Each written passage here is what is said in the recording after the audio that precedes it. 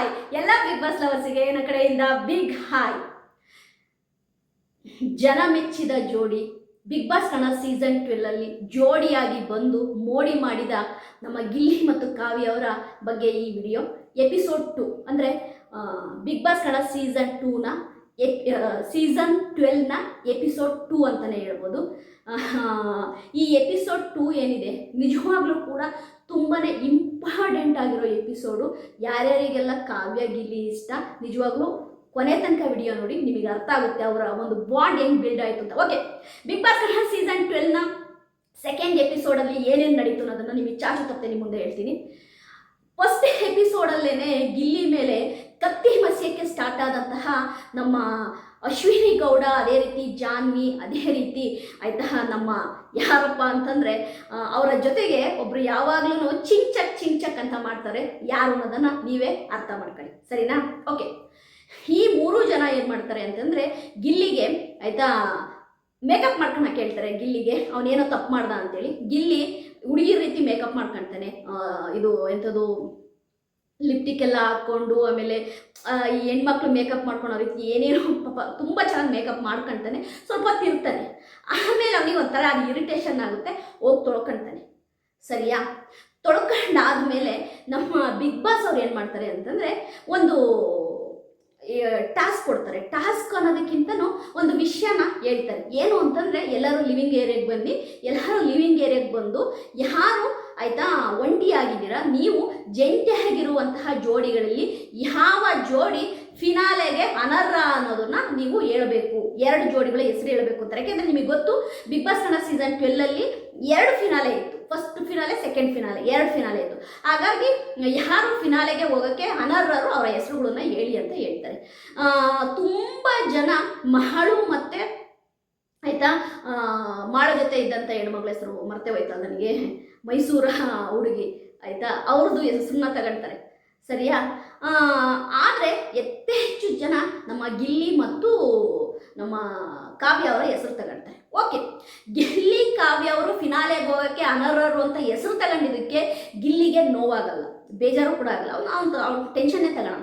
But Ashwini Gowda ಅವರು ಬೇಕು ಅಂತಲೇ ಗಿಲ್ಲಿ ಕಾವ್ಯನ ಕರೆದು, ನೀವು ಫಿನಾಲೆಗೆ ಹೋಗೋಕ್ಕೆ ಅನರ್ಹರು, ಗಿಲ್ಲಿ ನಾನು ಹೇಳಿದ ಕೆಲಸ ಯಾವುದೂ ಮಾಡಲ್ಲ, ನಾನು ಮೇಕಪ್ ಮಾಡ್ಕೊಂಡು ಇರಬೇಕು ಅಂತ ಹೇಳಿದ್ದೆ, ಬಟ್ ಅವ್ನು ಹೋಗಿ ತೊಳ್ಕೊಂಡಿದ್ದಾನೆ ಅಂತ ಹೇಳ್ತಾರೆ. ಅವಾಗ ಗಿಲ್ಲಿ ಹೇಳ್ತಾನೆ, ನನಗೆ ಮೇಕಪ್ಪು ಇರಿಟೇಷನ್ ಆಗ್ತಾ ಇತ್ತು, ಹಾಗಾಗಿ ನಾನು ತೊಳ್ಕೊಂಡೆ ಅಂತ. ಅದಕ್ಕೆ ನಮ್ಮ ಅಶ್ವಿನಿ ಗೌಡವರು, ಹಾಗಾದರೆ ಬಿಗ್ ಬಾಸ್ ಮನೇಲಿ ಇಟ್ಟಿರುವಂತಹ ಮೇಕಪ್ ಇಂದು ಚೆನ್ನಾಗಿಲ್ಲ ಅಂತ ಹೇಳ್ತಿದೀಯಾ ನೀನು ಅಂತ ಗಿಲ್ಲಿಗೆ ಹೇಳಕ್ಕೆ ಬರ್ತಾರೆ. ಅವಾಗ ಕಾವ್ಯ ಹೇಳ್ತಾಳೆ, ಅವ್ನು ಹಂಗೆ ಎಲ್ಲಿ ಹೇಳ್ತಾ ಇವ್ರೆ, ಅವನ ಹಂಗೆ ಹೇಳೇ ಇಲ್ವಲ್ಲ ಮೇಡಮ್ ಅಂತಾನೆ. ನೀನು ಮಾತಾಡ್ಬೇಡ, ನಾನು ಗಿಲ್ಲಿ ಹತ್ರ ಮಾತಾಡ್ತಿರೋದು ಅಂತೇಳಿ ನಮ್ಮ ಕಾವ್ಯ ಅವರಿಗೆ ಏರು ಧ್ವನಿಯಿಂದ ಅಶ್ವಿನಿ ಗೌಡವ್ರು ಬೈತಾರೆ.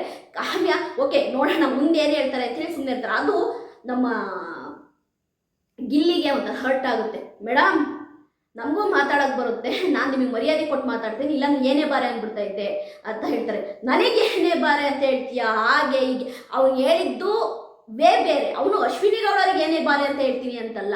ಈಗ ನನಗೆ ಕಾವ್ಯ ಫ್ರೆಂಡ್ ಆಗೋಕ್ಕೆ ಹೋಗೇ ಬಾರೆ ಅಂತೀನಿ, ಮಾತಾಡ್ತೀನಿ, ಚಿಲ್ ಆಗ್ತೀನಿ, ಮಾತಾಡ್ತೀನಿ, ನಾನು ಆ ಥರ ಮಾತಾಡ್ತೀನಿ ಅನ್ನೋದು ನಾವು ಹೇಳಕ್ಕೆ ಬಂದ. ಬಟ್ ಇವ್ರು ನನಗೆ ನನ್ನ ಹತ್ರ ಇವೆಲ್ಲ ಇಟ್ಕೋಬೇಡ ಆಯಿತಾ, ನನಗೆ ರೆಸ್ಪೆಕ್ಟ್ ಮುಖ್ಯ, ಹಾಗೆ ಹೀಗೆ ಅಂತ ಕೂಗಾಡಕ್ಕೆ ಹೋಗ್ತಾರೆ ಅಶ್ವಿನಿ ಗೌಡ. ಆವಾಗ ಕಾವ್ಯ ಮತ್ತೆ ಹೇಳ್ತಾರೆ, ಮೇಡಮ್ ಅವ್ನು ಹಂಗೆ ಆ ಒಂದು ಇದರಲ್ಲೆಲ್ಲ ಹೇಳಿದ್ದು, ಅವ್ನು ಬೇರೆ ರೀತಿ ಹೇಳಿದ್ದು, ಹಾಗೆ ಹೀಗೆ ಪಾಪ ಕಾವ್ಯ ಆಗ ಸ್ಟ್ಯಾಂಡ್ ತಗೊಳ್ತಾಳೆ.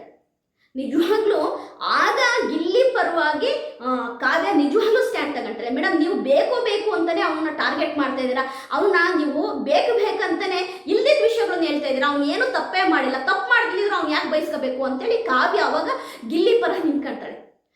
ಗಿಲ್ಲಿ ಪರ ಅವಾಗ ನಿಂತ್ಕೊಂಡಾಗ ಗಿಲ್ಲಿಗೆ ಒಂಥರ ಮಾತೇ ಬರಲ್ಲ. ಅವಾಗೇ ಒಂದು ಫಸ್ಟ್ ಇಂಪ್ರೆಷನ್ ಅಂತಲೇ ಹೇಳ್ಬೋದು. ಕಾವ್ಯನ ಬಗ್ಗೆ ಗಿಲ್ಲಿಗೆ ಒಂದು ಫಸ್ಟ್ ಇಂಪ್ರೆಷನ್ ಅಂದರೆ ಎಲ್ಲರೂ ನಾನು ದೋಷಣೆ ಮಾಡ್ತಾ ಇದ್ದಾರೆ, ನೀನು ಆಗ ಮಾಡ್ತೀಯ ಈಗ ಮಾಡ್ತೀನಿ. ಬಟ್ ಕಾವ್ಯ ನನ್ನ ಪಾರ್ಟ್ನರು, ನನ್ನ ಜೊತೆ ಇದ್ದು ನಾನು ಏನೇ ತಪ್ಪು ಮಾಡಿದರೂ ಕೂಡ ನನ್ನನ್ನು ಆಯಿತಾ ನನ್ನ ಪರವಾಗಿ ನಿಂತಲ್ಲ ಕಾವ್ಯ ಅಂತೇಳಿ ತುಂಬ ಅವಳಿಗೆ ಖುಷಿ ಆಗುತ್ತೆ ಗಿಲ್ಲಿಗೆ.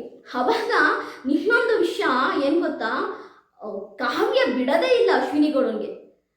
ನೀವು ಅವ್ನು ತಪ್ಪೇ ಮಾಡಿಲ್ಲ ಅಂದ್ರೆ ನೀವು ಬೇಕಂತ ಟಾರ್ಗೆಟ್ ಮಾಡ್ತಿದ್ದೀರಾ ಅಂತೇಳಿ ಅವ್ಳು ಹೆಂಗೆ ಕೊಡ್ಬೇಕು ಹಂಗೆ ಕೊಡ್ತಾಳೆ ಕಾವ್ಯ.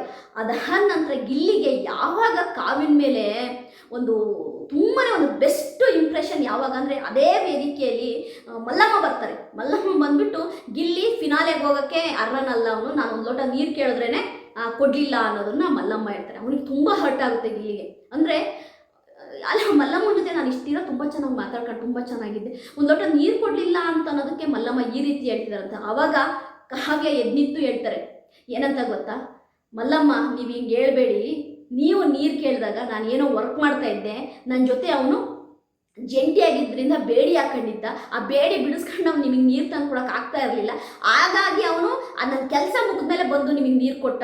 ನೀವು ಅಷ್ಟು ಸಮಾಧಾನ ಇಲ್ದಂಗೆ ನೀವು ಅದೊಂದು ಚಿಕ್ಕ ವಿಷಯಕ್ಕೆ ನೀವು ಈ ಥರ ಮಾಡಿದ್ರಲ್ಲ, ಅವನು ನಾಮಿನೇಟ್ ಮಾಡಿದ್ರಲ್ಲ ಅಂತ ತುಂಬ ಬೇಜಾರಾಗುತ್ತೆ.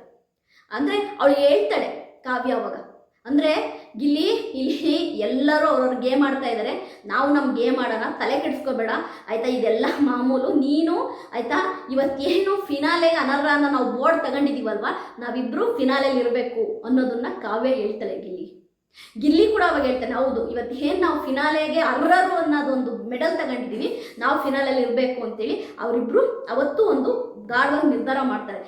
ಆವಾಗ ಗಿಲ್ಲಿ ಅವನ ಆಟದ ತೀರನ್ನೇ ಬದಲಾಯಿಸ್ತಾನೆ ನೋಡಿ. ಇದು ಬರೀ ಸೆಕೆಂಡ್ ಎಪಿಸೋಡಿಂದ ನಾನು ಹೇಳ್ತಾ ಇರೋದು.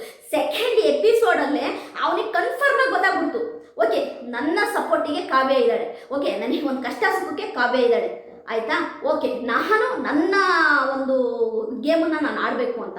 ಯಾಕೆಂದರೆ ನೋಡಿ ಅವಾಗ ಏನು ಫಸ್ಟ್ನೇ ಎಪಿಸೋಡು ಅದಾದಮೇಲೆ ಏನು ರಕ್ಷಿತನ ಎಲಿಮಿನೇಷನ್ ಆಗುತ್ತೆ, ಆ ರಕ್ಷಿತನ ಎಲಿಮಿನೇಷನ್ ಟೈಮಲ್ಲಿ ಪಾಪ ಗಿಲ್ಲಿ ಆಗಲಿ ಕಾವ್ಯ ಆಗಲಿ ಅದ್ರ ಬಗ್ಗೆ ಇಂಟರ್ಪ್ರಿಯರೇ ಆಗಲ್ಲ, ಅವ್ರು ಯಾರಿದ್ರು ಓಕೆ ಅನ್ನೋದೇ ಹೇಳ್ತಾರೆ. ಗಿಲ್ಲಿ ಆಗಲಿ ಕಾವ್ಯ ಆಗಲಿ, ಸ್ಪಂದನ ಇದ್ರೂ ಓಕೆನೆ, ಮಾಡು ಇದ್ರೂ ಓಕೆನೆ, ರಕ್ಷಿತಾ ಇದ್ರೂ ಓಕೆನೆ, ಯಾರು ಡಿಸರ್ವ್ ಅವ್ರು ಇರಲಿ ಅಂತಾರೆ. ಅಂದರೆ ಅವ್ರು ನಿಜವಾಗ್ಲೂ ಯಾರಿಗೂ ಹರ್ಟ್ ಮಾಡೋ ಮನೋಭಾವ ಇರಲ್ಲ ಗಿಲ್ಲಿಗಾಗಲಿ ಕಾವ್ಯಗಾಗಲಿ. ನಿಜವಾಗ್ಲೂ ಗಿಲ್ಲಿ ಕಾವ್ಯನ ಒಂದು ಬಾಂಡು ಆ ಸೆಕೆಂಡ್ ಎಪಿಸೋಡಲ್ಲಿ ಒಬ್ರಿಗೊಬ್ರು ಬಿಟ್ಕೊಡುವಂಗೆ ಅಶ್ವಿನಿ ಗೌಡಗೆ ಟಾಂಟ್ ಕೊಟ್ಟಾಗ, ಅಶ್ವಿನಿ ಗೌಡನ ಒಂದು ಸರಿಸಮವಾಗಿ ನಿಂತಾಗ ನಿಜವಾಗ್ಲೂ ಇವರ ಒಂದು ಫ್ರೆಂಡ್ಶಿಪ್ ಬಿಲ್ಡ್ ಆಗೋದೇ ಅವಾಗ. ಯಾಕೆಂದರೆ ಅದಾಗಲೇ ಸೆಕೆಂಡ್ ಎಪಿಸೋಡಲ್ಲಿ ಆಗಲೇ ಧನುಷ್ಗಾಗಲೇ ಹೊಟ್ಟೆ ಉರಿ ಸ್ಟಾರ್ಟ್ ಆಗಿರುತ್ತೆ ಧನುಷ್ ಗೌಡಗೆ.